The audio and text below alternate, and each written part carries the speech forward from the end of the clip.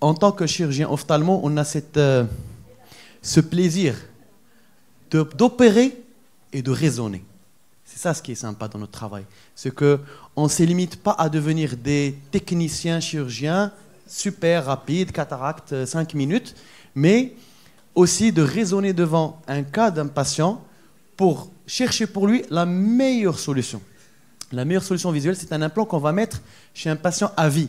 Donc, il faut prendre le temps de bilanter, le temps de réflexion avant de faire, parce que c'est une chirurgie réfractive, à la fois thérapeutique, mais réfractive. Donc, pourquoi on est là aujourd'hui? Pourquoi vous avez fait la route pour venir ici? Pour peut-être laisser votre cabinet ou vous abandonner votre grasse matinée. Pourquoi? On va voir pourquoi. C'est la chirurgie réfractive. C'est-à-dire que si on est en train d'étudier l'abérométrie, la science du front d'onde ou la science de l'abérométrie, c'est justement pour l'utiliser dans la chirurgie réfractive. Est-ce que vous faites de la chirurgie réfractive? Même celui qui n'a jamais fait un laser excimaire, mais qui opère des cataractes, il fait régulièrement de la chirurgie réfractive. Donc, on fait tous de la chirurgie réfractive, même en étant rétinologue, même en étant glaucomatologue, même en étant tous les ophtalmos qui font la phaco et qui mettent un implant à la fin, c'est des chirurgiens réfractifs. Maintenant, on a deux choses. On a le preoperative assessment, c'est-à-dire un patient qui va se présenter pour une chirurgie réfractive, quelle qu'elle soit cataracte, qu'elle soit chirurgie cristallinienne, chirurgie cornéenne, eh ben, il faut une évaluation préopératoire. L'évaluation préopératoire, elle a besoin de deux abérométries. Elle a besoin de l'abérométrie totale de l'œil, et on va voir ses indications, ses interprétations, et l'abérométrie cornéenne.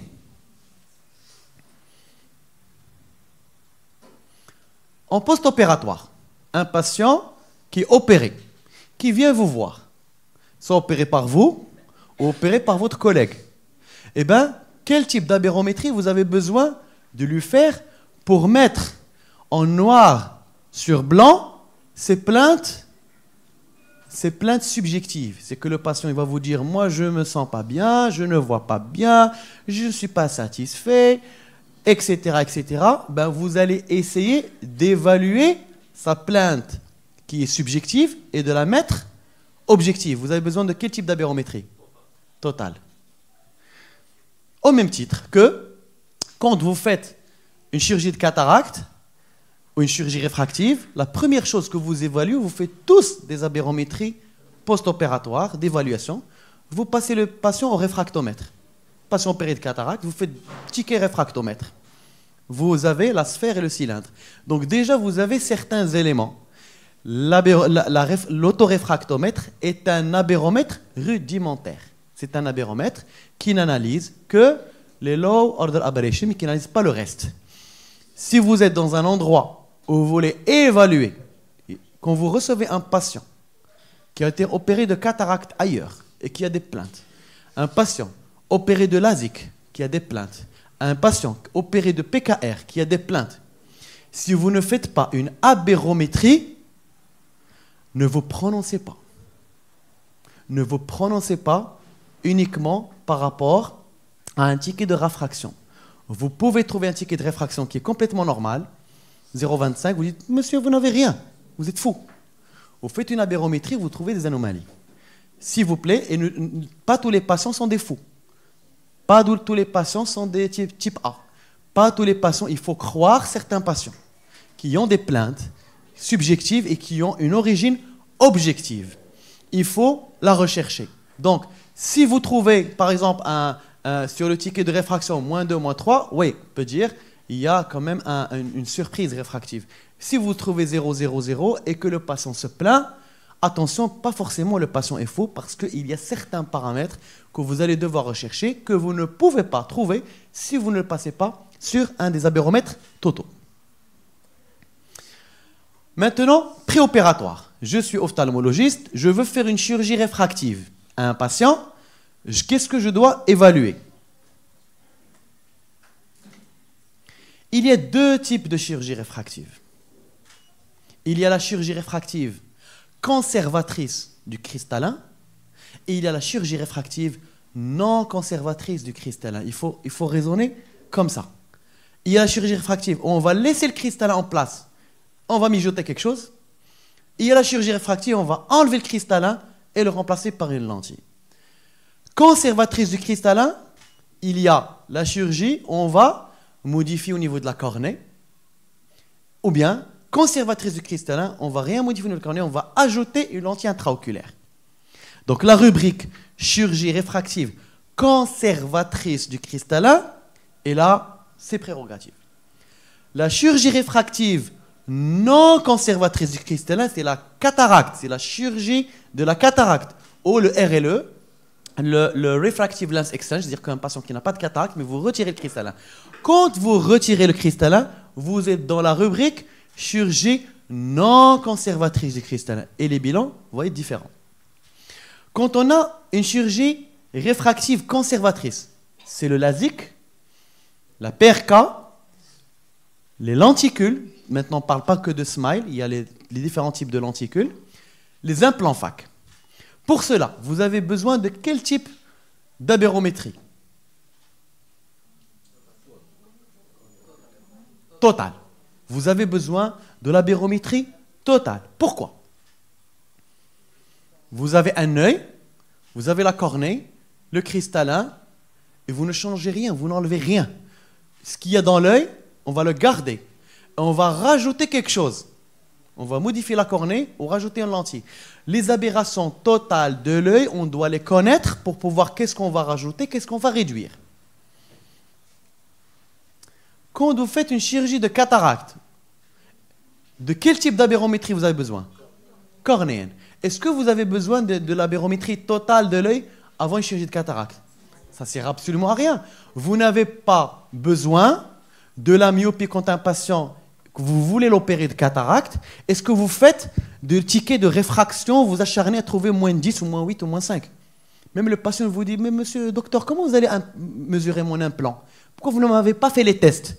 Non monsieur, votre cristallin il va sauter, on va mettre autre chose et c'est l'abéromètre qui va me donner l'information. Donc, et puisque l'abéromètre total est un super autoréfractomètre, et comme l'autoréfractomètre, on n'en a pas besoin de chirurgie de cataracte, on n'a pas besoin d'avoir un abéromètre total pour opérer la cataracte. Tout ça pour soulager tous les confrères qui n'ont pas d'abéromètre total. On ne va pas vous dire, si vous n'avez pas un abéromètre total, ne faites pas la cataracte. Au contraire, vous pouvez faire de la chirurgie de la cataracte en n'ayant pas des abéromètres totaux. L'abéromètre total, il a un intérêt unique. C'est de diagnostiquer la cataracte préclinique. C'est-à-dire, vous doutez sur la présence d'une cataracte et vous voulez savoir s'il existe ou pas. À ce moment-là, vous passez à un abéromètre total qui va faire la soustraction entre le total et le cornéen pour vous donner l'interne. Mais si vous voyez la cataracte, vous la diagnostiquez avec votre lampe à fente, vous n'avez absolument pas besoin d'un abéromètre total en préopératoire. Vous allez peut-être avoir besoin en post-opératoire si le patient présente des plaintes.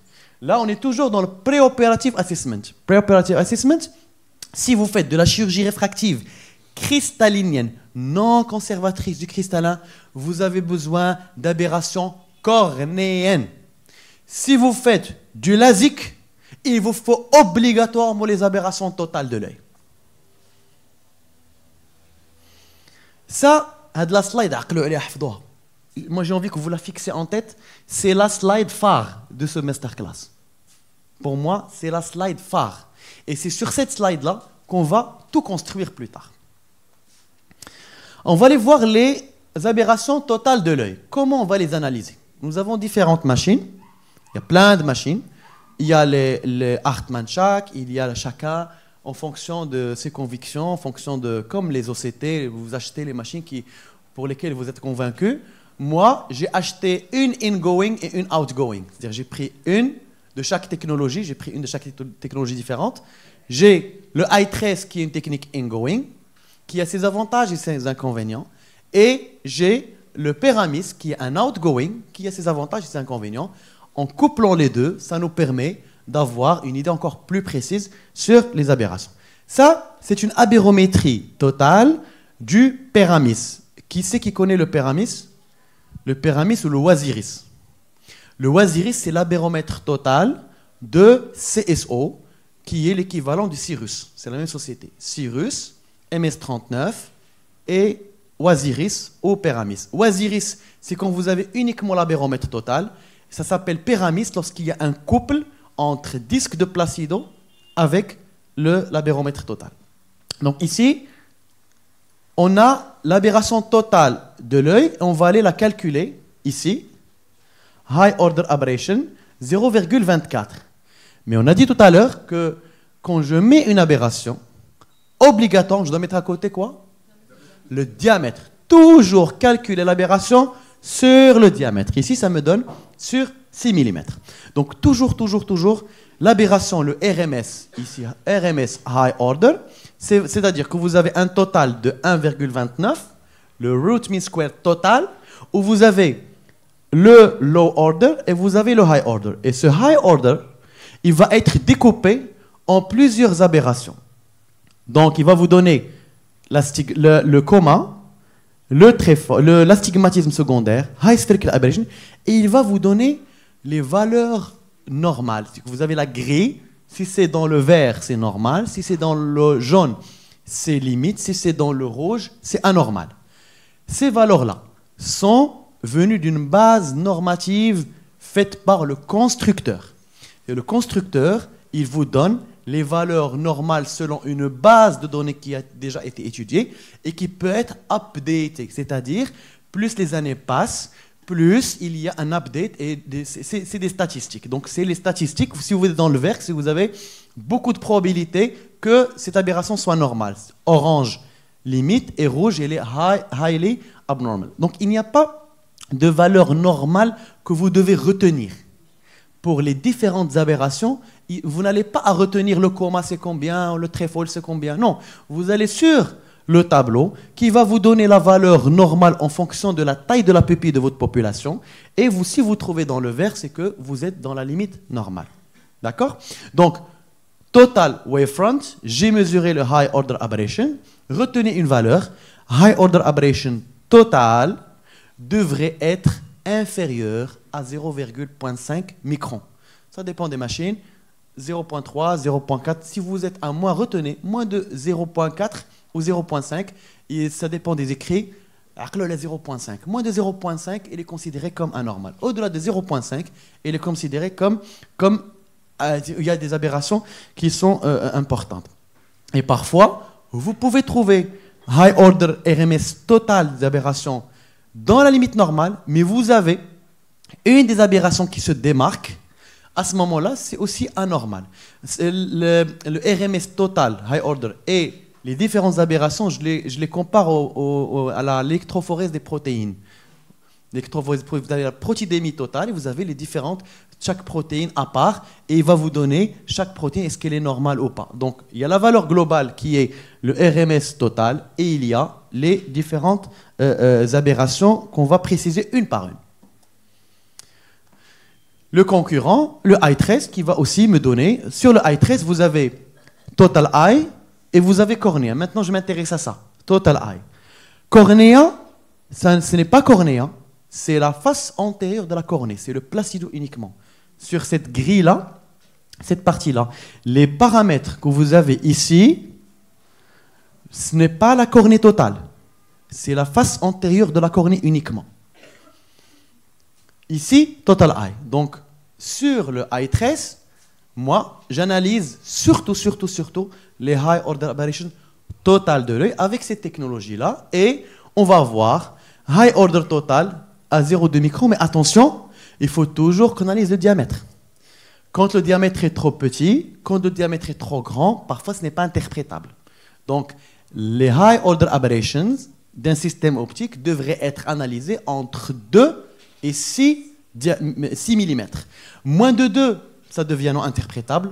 Au-delà de 6, ça devient non interprétable. Donc, pour chaque patient qui va venir, chez qui je veux faire du LASIK, je veux faire de la PKR, je veux faire un lenticule, je veux faire un implant fac, je veux faire une chirurgie cornéenne de kératocone, je le passe par ces deux machines-là pour évaluer les high order de l'œil parce que je n'ai pas l'intention de retirer son cristallin. Les aberrations qui sont dans le cristallin, on va les garder, donc il faut les calculer. Comment je vais comparer ça? Si vous avez une chambre, d'accord? Vous avez une chambre et vous comptez acheter un placard. Dans cette chambre, vous allez rajouter un placard. Eh bien, vous allez demander au menuisier de mesurer le placard, mais de faire attention. Dans cette chambre, il y a déjà un bureau, il y a déjà un lit, il y a déjà des choses. Donc, le menuisier va faire les mesures tout en laissant de l'espace du lit et l'espace de circulation dans la chambre. Si vous dites au menuisier, faites-moi un placard ici, mais ce lit, il va sauter. Et ce bureau va sauter. Est-ce que c'est les mêmes calculs? Ce n'est pas la même chose. Donc, c'est exactement la même chose, c'est le même raisonnement. Vous allez sauter le cristallin, vous n'avez pas besoin des aberrations internes parce qu'ils vont changer, vous avez besoin des aberrations cornéennes. Vous gardez le cristallin, il faut connaître. Vous ne pouvez pas faire un LASIK chez un patient dont vous ne connaissez pas le statut aberrométrique total. Parce qu'il peut y avoir des aberrations que vous devez retirer pour améliorer sa vision ou que vous devez conserver pour des fins qu'on va voir, ces fins totales. Maintenant, j'ai un patient où je vais étudier la total coronary front. Je vais étudier l'aberrométrie totale de la cornée. Ici, j'ai l'aberrométrie totale, c'est le MS39. Donc, on a vu tout à l'heure les différentes machines qui vont nous permettre de faire total aberration de la cornée. On a dit MS39, on a dit le Casia, on a dit le Pentacam, on a dit le Cirrus. Si vous avez ces machines-là, c'est génial. Pentacam, c'est génial si vous voulez faire chirurgie de la cataracte. Parce que vous avez l'aberromètre cornéen au niveau du Pentacam. Le Cirrus, c'est génial. Le TMS, l'OPD scan, toutes les machines qui vous permettent de mesurer l'aberrométrie totale de la cornée, face antérieure, postérieure, elles sont valables pour chirurgie de la cataracte. Si vous avez le Pentacam, vous avez des opacités de cornée, à ce moment-là, faites attention, les aberrations vont être faussées. Mais si vous avez une cornée complètement claire, vous pouvez vous fier à l'aberrométrie du Pentacam pour pouvoir déterminer c'est la cornée, comment est l'aberrométrie de la cornée. Donc ici, au niveau du MS39, nous avons global. Ça, c'est l'aberrométrie globale de la cornée. Si je clique ici, l'aberrométrie de la face antérieure, c'est le placido. Si je clique là, il va me donner la différentielle de la face postérieure. Donc, quelle est la meilleure puissance cornéenne et la meilleure aberrométrie cornéenne? C'est l'aberrométrie totale. Vous la trouvez où? Dans tous les tomographes. Tomographe, pas topographe, tomographe. Pentacam, Cirrus, Galilée, OPD scan, MS39, Casia. Le i13 contient un placido. C'est uniquement la face antérieure de la cornée. Si vous avez le Pentacam et le i13, allez-y vers le Pentacam, parce qu'il va vous donner les aberrations totales de la cornée, que le i13 ne pourra pas vous donner. Maintenant, devant ce patient-là, je regarde les high order, donc mon RMS est à 0,37 par rapport à une taille de pupille, bien sûr. Ici, j'ai 6 mm. Elle est là. Alors, sur un aberromètre cornéen, un tomographe, comment vous déterminez la taille de la pupille? Il n'y a pas de taille de pupille finalement, c'est la cornée. C'est vous qui choisissez. Elle vous donnera les aberrations sur les différents tailles que vous choisissez à partir de 2 mm. Donc, vous allez voir la taille de la pupille que vous voulez et vous cliquez ici. Je vais voir ici. Donc, vous déterminez le diamètre que vous voulez. Normalement, il y a un curseur ici. Et vous déterminez 2 mm, 3 mm, 4 mm. Vous pouvez étudier le RMS que vous voulez sur la taille que vous voulez. Et vous pouvez mettre 3 mm, vous trouvez un RMS. Et vous pouvez mettre 6 mm, vous trouvez un autre. Non? On peut le montrer. Hein? Là, c'est bon. Je vais vous montrer, on va rentrer sur l'application de MS39. Je vais vous montrer comment on fait. Et après, je reviens.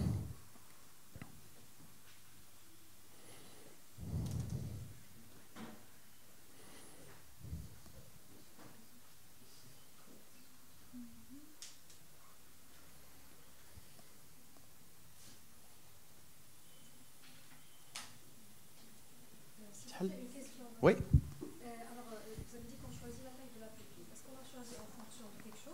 On va la voir. C'est la pupillographie. Attaque. Mais tu es non? Ça fait, c'est pas grave, c'est pas grave. C'est pas méchant, genre la présentation, tout ça. Bon, bref, on a la pupille qu'on veut et on va déterminer sur la machine. Comme ça, ils doivent les présentations. Ça, c'est bien, on va le rajouter sur les prochaines. On va rajouter d'autres slides.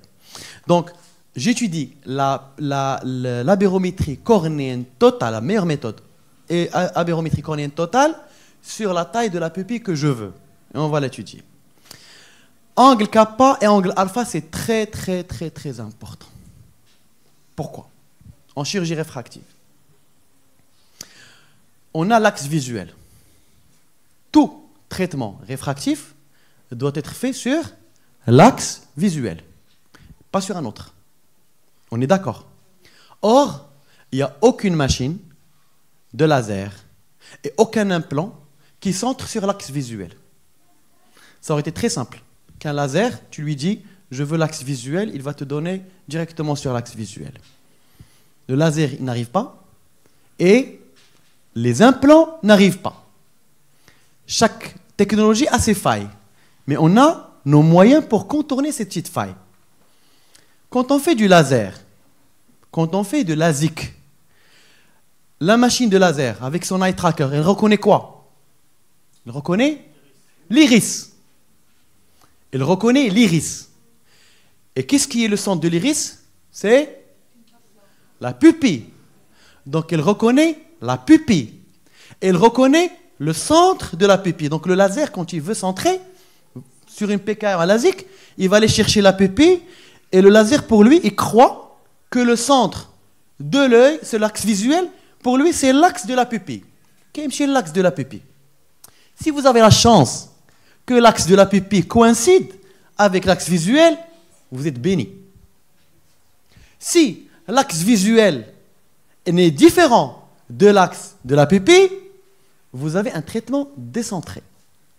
Pour pallier à cela, je vais aller étudier en amont la différence entre l'axe de la pupille et l'axe visuel. Ça s'appelle l'angle kappa.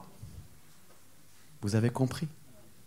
Donc l'angle kappa, c'est un moyen de contourner si vous voulez, la stupidité du laser. Le laser, il est stupide. Il connaît l'iris, il va les centrer sur la pupille. C'est pour cela, attention, ne faites jamais de chirurgie réfractive, laser, c'est un patient dilaté. Parce que l'axe de la pupille que vous avez en péropératoire, il change quand le patient. Il y a certains médecins qui m'ont contacté, docteur Référé, je viens de voir un malade ce matin, j'ai envie de le passer l'après-midi, s'il vous plaît. Réfraction, elle est sympa, tout la topo est normale. Je dis, mais je l'ai dilaté quand même, il commence à perdre la dilation. On reporte. Parce que l'axation du laser va être faite sur un axe pupillaire différent de son axe pupillaire qu'on a calculé avec l'angle kappa. Vous avez compris? Donc le centrage de notre laser, il ne dépend que de la taille de la pupille. C'est pour cela qu'on fait une empreinte de l'iris lorsqu'on fait une tomographie, une abérométrie cornéenne par le MS39 qui est couplée au laser.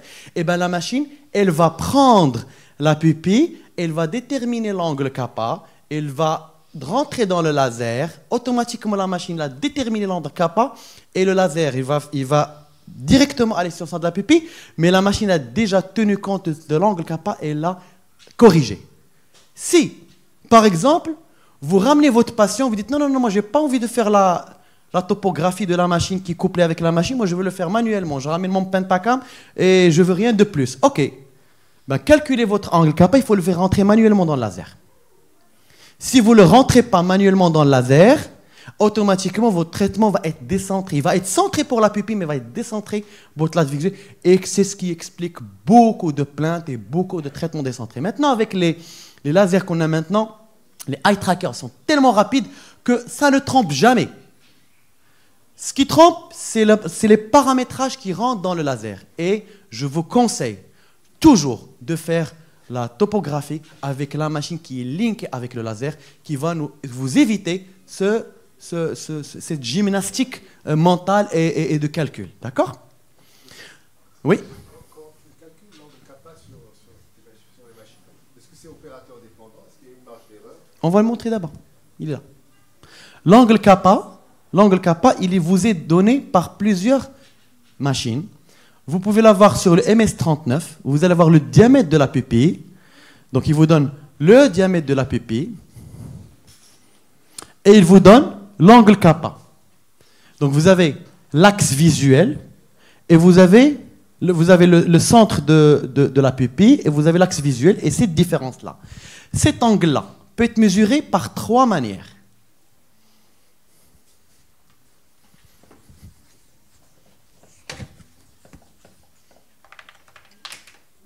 C'est un peu corsé, mais...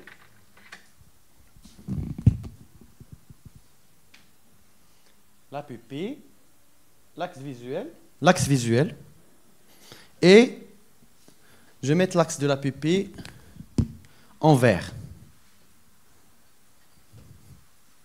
Donc, l'angle kappa, c'est cette distance-là. Vous pouvez la calculer de 3 manières. La première manière, c'est un angle en degrés qui est donné par la machine. C'est le eye trace qui peut vous le donner. Vous mettez en degrés, il va vous donner l'angle kappa qui doit être inférieur à 5 degrés. Donc, la distance entre 2 points, c'est soit sous forme d'un angle, d'accord, un angle, ou bien d'une autre manière. C'est la distance entre les 2 points, cette distance-là, et la direction. Vous avez la distance et la direction. Par exemple, ici, vous avez 15 degrés. Donc, ici, vous avez 0,9 mm. Non, donc 0,5 mm sur 338 degrés. Sur l'axe. C'est-à-dire que vous avez la distance et l'axe. Comme vous pouvez l'avoir sous forme de coordonnées, x, y, et ici, c'est par exemple l'axe visuel, l'axe de la pupille, il va vous donner le coordonnées x, y de ce point-là. Donc vous avez les 3 manières. Donc là, on rentre sur la machine. Ça, c'est comme si vous êtes devant un MS39 et on va rentrer, manipuler et calculer tout ça.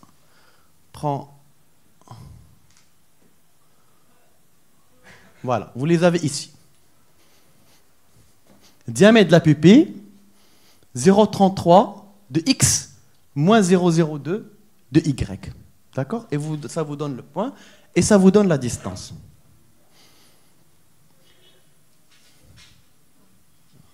Ça, c'est la kératoconine. Voilà. Oui, ça, c'est le centre.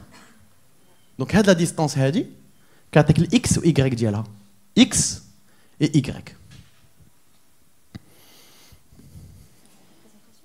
La présentation.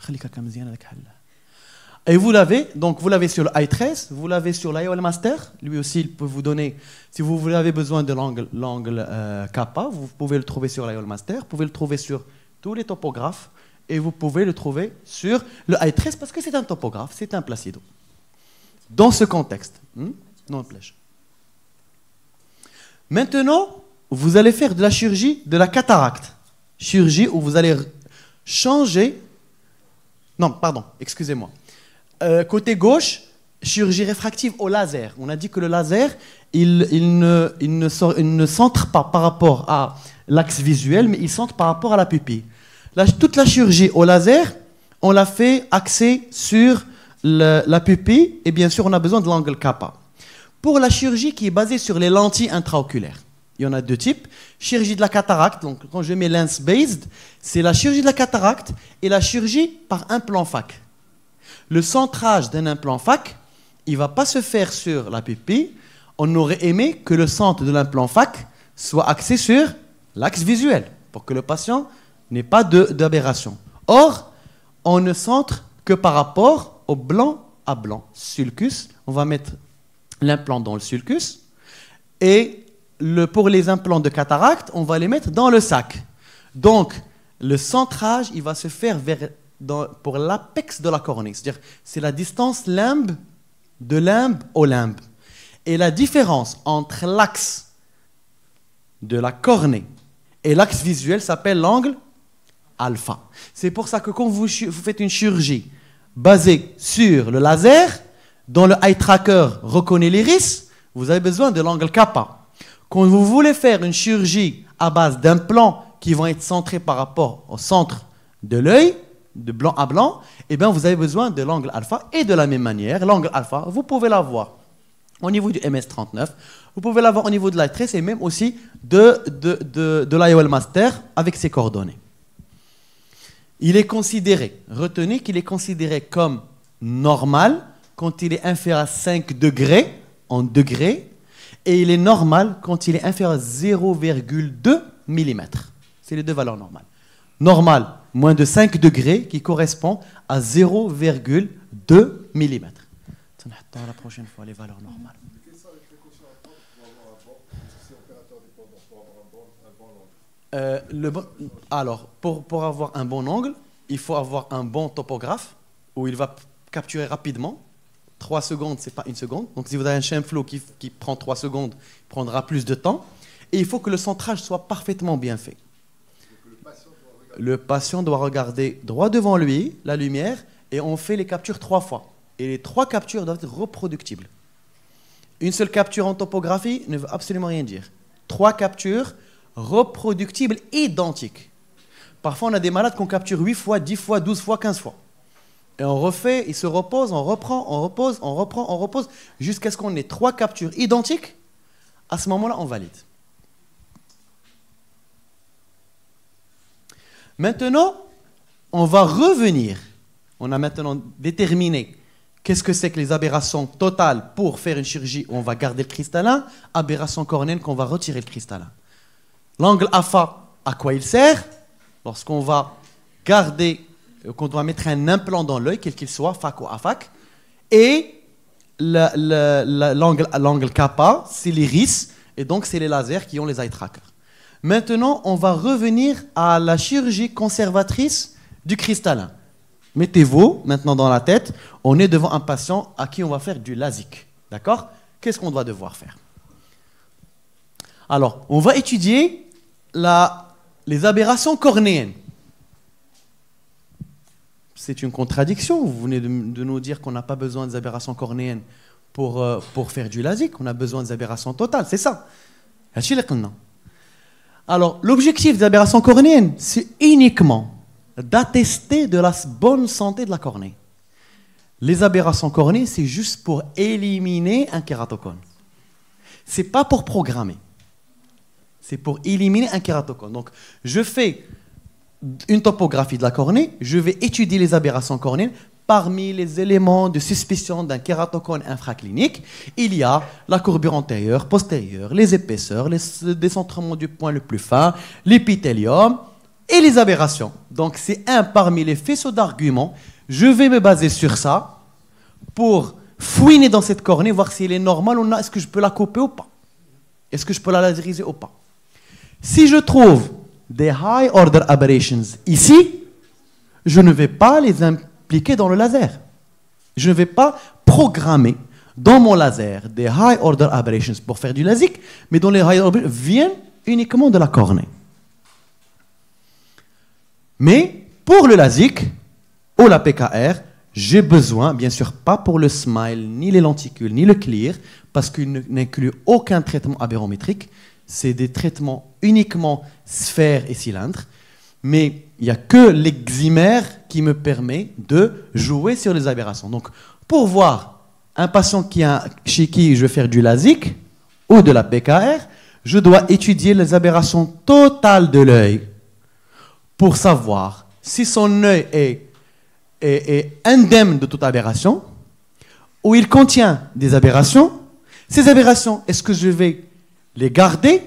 Est-ce que je vais les retirer? Ou est-ce qu'ils vont me titiller? Peut-être que le patient a autre problème. Quand j'ai total eye aberrations, normal. Je n'ai pas d'aberration, donc le taux d'aberration est dans la limite normale. Et on a dit que les aberrations totales de l'œil sont highly abnormal, sont élevées au-delà de 0,3.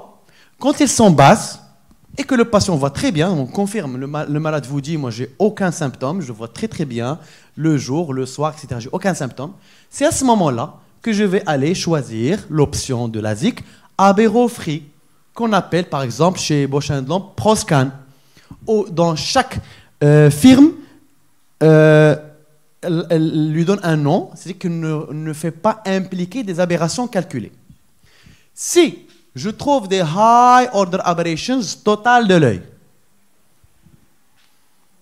à ce moment-là, le patient, il ne voit pas 10 sur 10. Ou il voit 10 sur 10 avec une mauvaise qualité, comme a montré tout à l'heure Dr Berbish. 10 sur 10 ne veut rien dire. 10 sur 10 avec une mauvaise qualité de vision. Maintenant, on peut offrir à nos patients une vision post-opératoire meilleure que ce qu'ils avaient avec ce qu'on appelle la supervision. C'est-à-dire qu'on a des malades qui sont à 9 dixièmes en préopératoire et qui passent à 12 dixièmes en post-opératoire. Ce qu'on appelle le LASIK supervision. Chez nous, Ocular Wavefront, vous avez le contourage chez Alcon, vous avez le traitement abéro-guidé chez par exemple Bausch & Lomb. Donc chaque firme, elle a un abéromètre, elle calcule quand les aberrations sont trop élevées, mais tout en étant sûr que ma cornée est bonne et que ma cornée est en bonne santé, que je peux la laseriser, à ce moment-là, je peux inclure et mettre Ocular Wavefront Guided LASIK. Et un patient qui vient avec 8 dixièmes et qui est gêné, je peux l'opérer et le passer à 12 dixièmes, nickel, avec un PSF complètement punctiforme.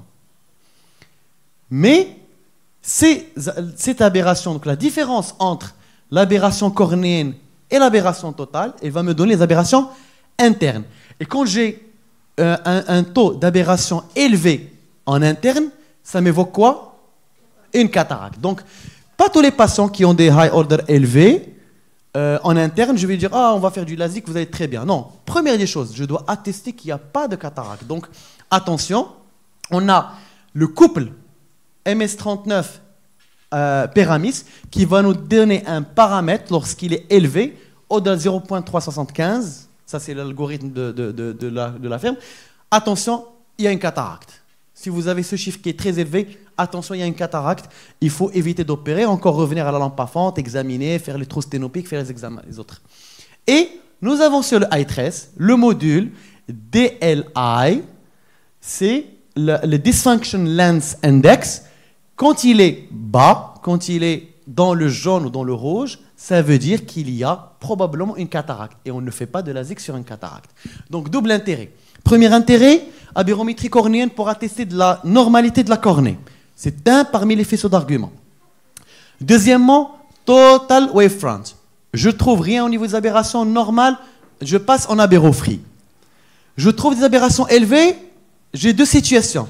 Soit s'il y a une cataracte, attention, on ne va plus faire de chirurgie laser. Si je n'ai pas de cataracte et je peux l'attester, à ce moment-là, on peut faire une chirurgie laser, PKR ou LASIK, wavefront guided, et vous allez avoir une acuité visuelle post-opératoire qui est une qualité visuelle supérieure Vous allez me dire, mais quand est-ce qu'on va voir ces différences? Il n'y a que la cataracte qui peut donner ça. Non. Vous pouvez avoir des patients qui ont des adénovirus, qui ont laissé des infiltrats. Et vous allez voir que la différentielle, vous avez des aberrations cornéennes, d'accord? Mais ce n'est pas un kératocone. Et donc vous avez une différentielle entre la cornée et la totale qui est élevée, qui ne vient pas de la cataracte. Et toutes les aberrations qu'il y avait dans cette cornée-là, mélangées à un peu des aberrations qui y a à l'intérieur, et vous faites le calcul, vous faites le LASIK, un patient qui avait des infiltrats qui ont laissé quelques aberrations, vous pouvez les traiter en faisant du LASIK Ocular Wavefront. On a fait des cas qui sont très bien. Maintenant, je reviens vers une chose. Je reviens à ça. Je reviens à ce paramètre-là. Je vais le détailler un petit peu. Ça. Et aussi, cette différentielle-là. Est-ce qu'elle est toujours vraie? Est-ce qu'à chaque fois que je vais voir ce flou et un DLI qui est bas, est-ce que c'est toujours une cataracte? Non. Il y a toujours des pièges. Sur chaque étape, il y a des pièges. Il faut faire très très attention. Il y a des pièges. Alors les pièges qu'on peut avoir, on peut avoir un DLI bas sur le eye trace parce qu'il y a des opacités de la cornée. Tout simplement parce que le DLI, eux ils mettent Dysfunction Lens Index, or ce n'est pas Dysfunctional Lens Index. C'est Dysfunction of stroma, posterior cornea, acute humor, lens, vitreous, and retina. On va voir. Donc tout ça, ils le mettent sur le dos de lens, le mot lens.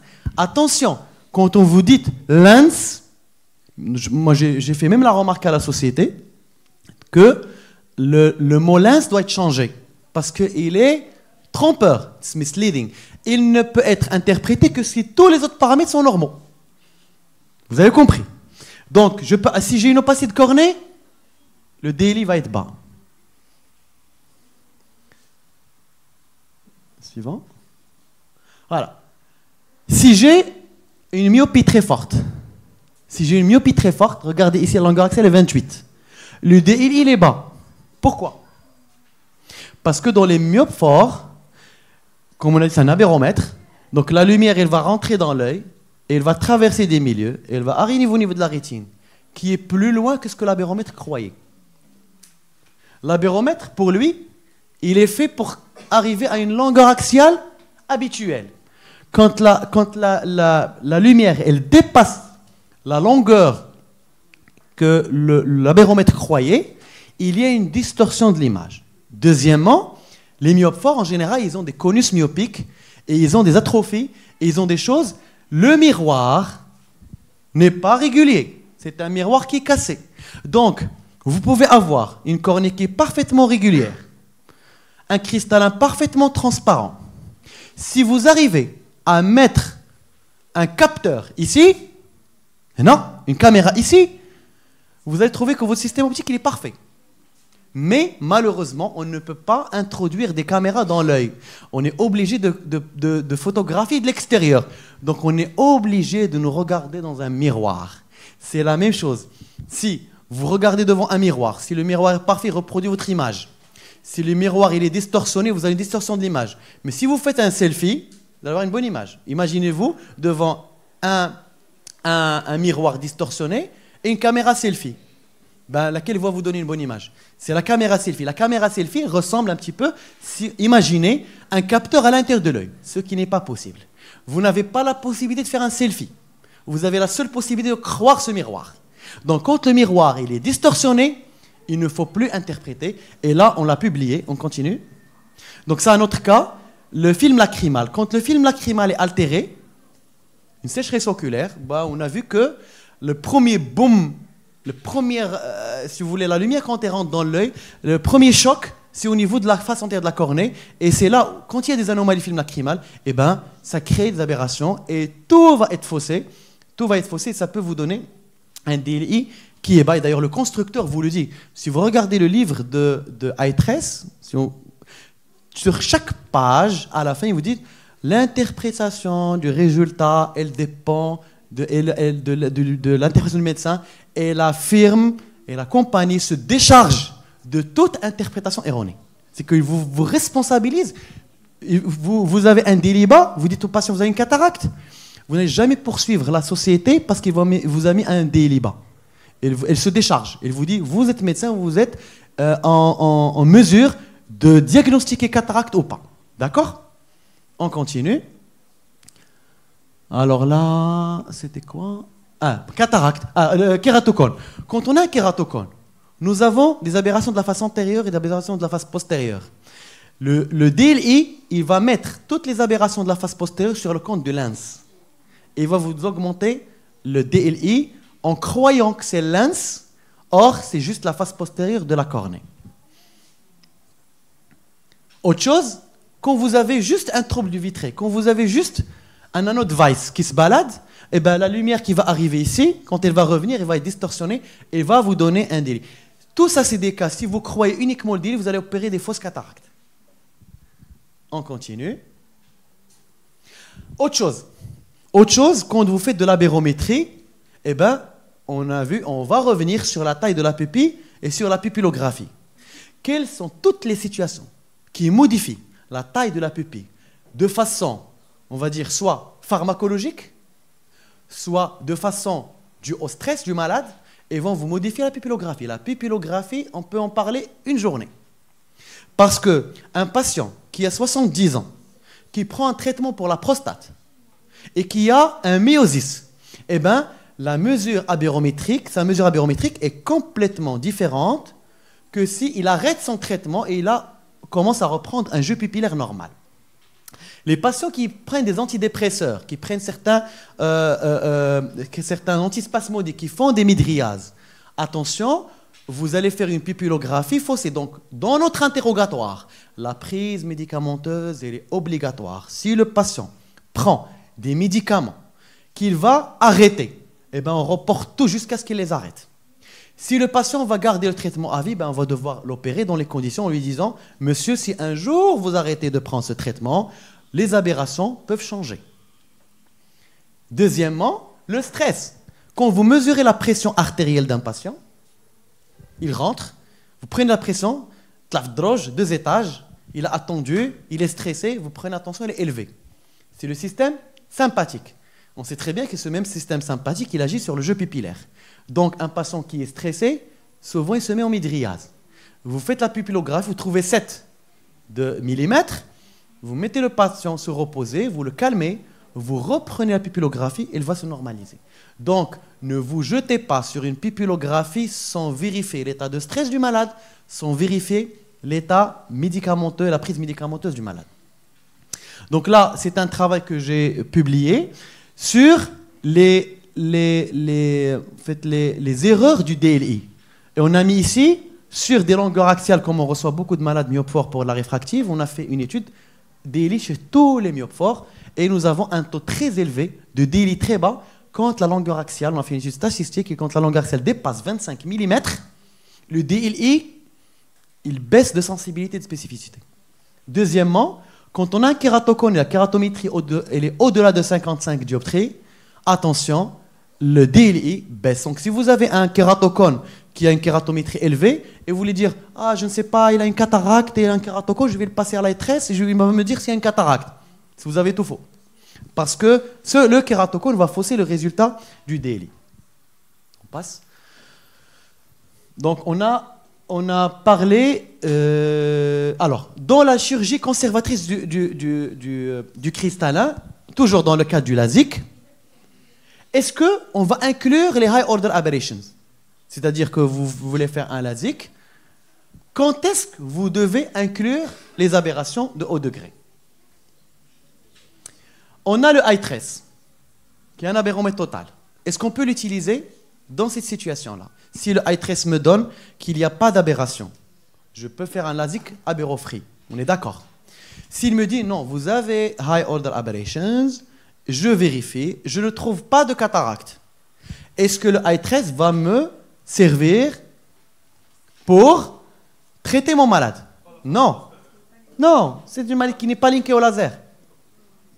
C'est une machine qui n'est pas linkée au laser. Il n'y a aucun laser au monde qui est linké avec le high trace. Donc, il va vous servir dans le LASIK lorsqu'il va vous dire il n'y a pas d'aberration, allez-y aberro-free. Mais dès qu'il y a des high order aberrations que vous allez vouloir traiter, vous n'avez pas la possibilité, vous ne pouvez pas les programmer dans le laser. Donc, il ne va pas vous servir pour faire n'importe quel laser. Par contre, le Peramis, qui est un aberromètre total, quand vous trouvez des aberrations élevées totales, et quand vous êtes sûr que ce n'est pas une cataracte, que vous voulez les inclure dans le traitement, eh bien, comme il est linké au laser, vous pouvez faire un profil d'ablation. Et là, c'est l'algorithme de Schwind, qui un parmi les algorithmes. Quand vous avez une acuité visuelle à 10 dixièmes et plus, vous allez vers le traitement aberrophrie. Quand vous avez une différence élevée entre les aberrations totales et les aberrations cornéennes, eh ben, vous allez vers, soit c'est une cataracte, si ce n'est pas une cataracte, vous faites, ça c'est le corneal wavefront, ça c'est pour le kératocone, on va aller vers celle-là. Il ne fallait pas colorer celle-là, je voulais colorer celle-là. Donc le ocular wavefront, quand vous avez des aberrations internes élevées, vous allez vers ocular wavefront. Quand vous suspectez la cataracte, ne faites pas de traitement laser et vous faites une chirurgie de cristal. C'est clair? D'accord? Parce qu'elle est dans l'algorithme, mais pas dans ce raisonnement. D'accord? Maintenant, on a terminé avec le préopératoire. Donc, si vous voulez faire du LASIK, vous avez besoin de quoi? Topographe avec son aberromètre. De préférence, le topographe doit être linké au laser pour vous aider à faire tout ce qui est angle kappa. Et vous avez besoin d'un aberromètre total qui va vous permettre de trouver les aberrations internes et totales de l'œil. Maintenant, et pour la chirurgie de la cataracte, vous avez besoin uniquement de topographe en préopératoire. Maintenant, dans l'évaluation post-opératoire, Saline le préop, vous êtes dans l'évaluation post-opératoire. Les aberromètres vont nous permettre de essayer, try, to explain refractive surgery outcomes. C'est-à-dire qu'il va essayer. C'est un outil qui va vous aider. Mais attention, en chirurgie réfractive, en cataracte, il n'y a pas que les aberrations de l'œil. Il y a 3 paramètres sur lesquels on joue. Il y a les aberrations de l'œil. Qu'est-ce qu'il y a d'autre? Quelqu'un peut me dire qu'est-ce qu'il y a d'autre en chirurgie réfractive qui est important? Ça fait partie de l'aberration de l'œil. Oui. Alors, il y a la psychoadaptation. Avant la psychoadaptation, la vision binoculaire. Donc, pour chaque patient de cataracte ou de chirurgie réfractive, nous avons besoin de 3 choses pour que le patient soit content. Première chose, l'aberration de l'œil doit être adaptée. On fait tout, la topographie, le meilleur choix de l'implant, etc., pour avoir une vision monoculaire parfaite sans aberration. Deuxièmement, il faut que les 2 yeux fonctionnent normalement. Il faut qu'il y ait une vision binoculaire correcte. C'est pour ça que dans toute chirurgie réfractive, il faut faire obligatoirement un bilan orthoptique à l'avance. Parce qu'on a besoin d'une vision binoculaire. Et vous avez parfois en post-opératoire un patient qui vous dit « Quand je suis comme ça, je suis bien. Quand je suis comme ça, je suis bien. Mais avec les deux, je vais mal. » C'est un problème de vision binoculaire. Et troisièmement, la plasticité cérébrale. Et je dirais qu'on voit beaucoup plus avec notre cerveau qu'avec nos yeux. Et c'est ça ce qu'on nomme et qu'on oublie. On croit que l'œil, c'est une caméra. L'œil, c'est une caméra connectée à un cerveau. Et le cerveau est très important. Le cerveau a une psychologie. Il a une neuroadaptation. Il a un âge. Il a des aberrations pour lesquelles il est adapté, il est habitué. Un patient qui est né myope, qui a vécu 30 ans, 40 ans, 50 ans myope, n'a pas du tout la même neuroadaptation qu'un hypermétrope. Un astigmate n'a pas du tout la même neuroadaptation qu'un hypermétrope ou qu'un hémétrope. Donc, sur un patient qu'on va opérer, on ne va pas essayer de faire la même thérapeutique aberrométrique sur l'œil en oubliant qu'il y a une vision binoculaire et qu'il y a un cerveau derrière. Donc la première chose qu'on fait ici, c'est l'étude du cerveau du malade. C'est-à-dire on va s'enquérir de son histoire visuelle. À quel âge vous avez porté des lunettes? Quelle correction vous avez portée? À quel âge vous avez eu la presbytie? Un patient qui vous dit j'ai eu la presbytie à 42 ans. C'était un hémétrope. Quelqu'un qui vous dit j'ai eu la presbytie à 35 ans. Il était hypermétrope. Quelqu'un qui vous dit j'ai eu la presbytie, j'ai jamais eu de presbytie. J'ai toujours bien vu de près. C'est un ancien myophore. Leur cerveau est complètement différent. Vous leur mettez le même système visuel parfait des 3 et vous allez voir la sensation du patient et le vécu du patient va être complètement différent. Donc, l'aberrométrie, c'est une partie de la science de la vision Et il faut toujours s'attarder sur la neuroadaptation. La neuroadaptation vient d'une histoire, un historique visuel, et sur lequel vous allez greffer une nouvelle chose. Est-ce que le patient va pouvoir l'accepter ou pas? Donc, on va juste essayer. On va faire la barométrie et dire, monsieur, selon le système optique, j'ai ça. Mais je n'ai pas encore analysé votre cerveau ni le reste. Donc c'est utile dans l'évaluation post-opératoire pour évaluer les high order aberrations de l'œil, pas que de la cornée. Quand vous avez un patient qui est opéré de LASIK ailleurs, quand il vient vous voir, première des choses, vous faites ticket de réfraction. Et bien ce ticket de réfraction va devoir évoluer vers un ticket d'aberrométrie totale. Quand vous faites la topographie, ce n'est pas pour diagnostiquer son malaise, c'est pour diagnostiquer la cause de son malaise. Est-ce que le traitement était décentré? Est-ce qu'il y a des opacités? Est-ce qu'il y a un haze? Est-ce qu'il y a une ectasie? Mais son vécu, sa sensation, vous allez la trouver avec l'aberromètre total. Oui. Alors, pour évaluer les troubles, les réfractions résiduelles qui restent après la chirurgie, que ce soit cataracte ou LASIK ou PKR, oui. Pour optimiser la qualité visuelle, un patient qui vient vous voir, qui a été déjà opéré de LASIK, de PKR, de cataracte, votre rôle, c'est d'essayer d'optimiser sa vision, comprendre sa plainte, la matérialiser, et vous pouvez la traiter. On a dit tout à l'heure qu'on peut faire des traitements abéro-guidés. Un patient qui est opéré de cataracte et qui a des aberrations, ou qui a un LASIK, qui a des aberrations, un traitement décentré, je peux faire un traitement abérométrique et corriger ces anomalies. On peut même corriger les aberrations venant des implants intraoculaires au niveau de la cornée. Maintenant, on va faire quelques cas cliniques, on va faire la pause et on reprend. Alors, premier cas clinique, patiente de 48 ans, elle est médecin. Elle a eu un LASIK il y a 2 mois avant, au niveau de l'œil gauche, un LASIK de moins 0,50 au niveau de l'œil gauche, et qui se plaint. Elle se plaint, je ne suis pas satisfaite, elle a fait un LASIK ailleurs, moins 0,50 du côté gauche, et elle se plaint de pas satisfaite. Je ne suis pas satisfaite. D'accord?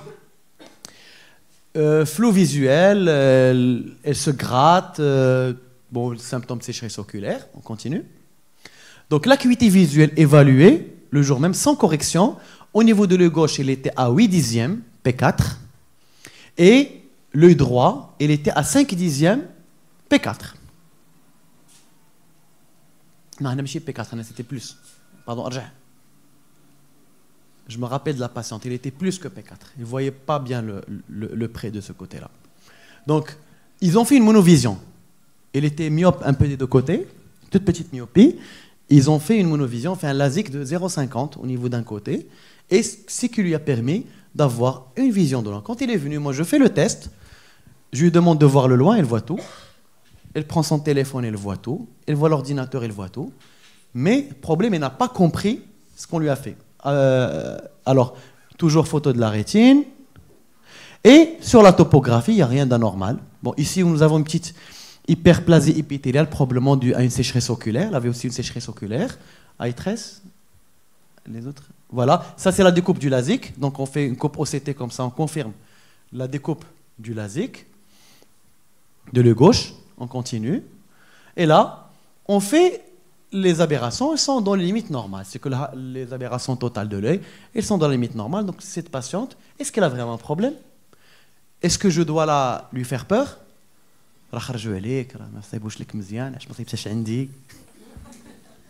Non. On l'a rassuré tout simplement. On lui a dit que on vous a fait une monovision et maintenant vous êtes indépendant des lunettes, que ce soit de loin ou de l'intermédiaire ou de près. Vous avez juste besoin de temps. 2 mois, ce n'est pas encore suffisant pour intégrer cette nouvelle vision. Il faut du temps, il faut 6 mois ou plus. Et il faut lubrifier et donner des larmes. Elle est sortie avec le grand sourire. Elle était hyper contente parce que ces éléments-là nous ont permis de finalement éliminer toute complication et finalement qu'on a besoin de sa neuroplasticité. Et le médecin qui l'a opéré, moi je trouve qu'il a fait du bon travail. Ils ont fait une petite monovision, elle a 48 ans. Et ils ont laissé une petite myopie de moins 0,75, 0,50 de l'autre côté. Et vous voyez, et de loin et de près, il pouvait faire toutes ces activités. Donc je lui ai dit, ne vous inquiétez pas, neuroplasticité, des gouttes, le temps et ça va passer. Et après, je l'ai revue une fois dans la rue, elle était hyper contente. Donc, il fallait juste la rassurer. Donc, la chirurgie réfractive, c'est des patients qui sont angoissés, qui sont stressés en post-opératoire. Il suffit de faire la petite grimace comme ça pour que vous les envoyez dans la dépression. D'accord? Toujours trouver le moyen et la parade pour leur expliquer que c'est quelque chose qui a besoin de temps. Et attention, la neuroplasticité est très très importante.